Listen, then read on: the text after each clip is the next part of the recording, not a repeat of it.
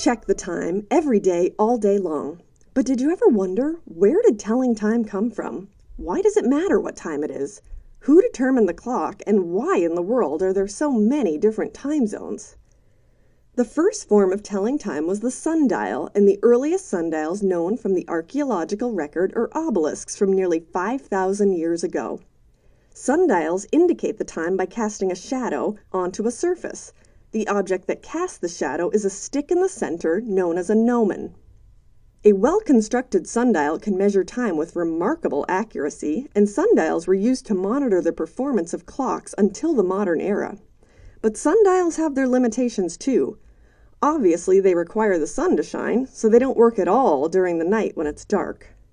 Many different devices have been used over the years to estimate the passage of time. Candles and sticks of incense that burn down at fairly predictable speeds have been used, along with the hourglass.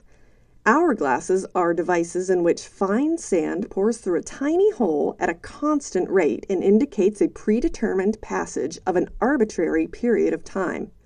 The origin of the hourglass is uncertain, although beginning in the 14th century, the hourglass was used commonly, especially on board ships.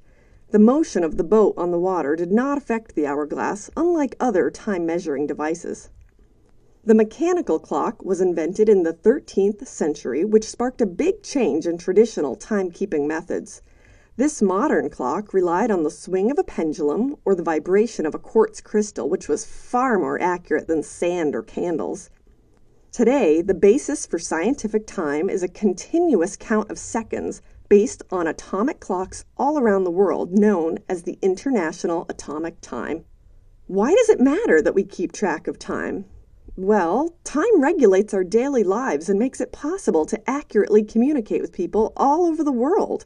Without a time system, we would have many challenges in farming, social structures, communication, and business. Take the American railroad system, for example. In the mid-19th century, each railroad used its own standard time, generally based on the local time of its headquarters, and the railroad's train schedules were published using its own time. Some major railroad junctions served by several different railroads had a separate clock for each railroad, each showing a different time. The difference between New York and Boston is about 2 degrees or 8 minutes, which can be the difference between making or missing your train connection. If the difference between New York and Boston is 8 minutes, imagine the difference between Boston and Australia. The use of time zones irons out these differences and makes communication significantly smoother. A time zone is a region on Earth that has a uniform standard time. There are 40 time zones on land.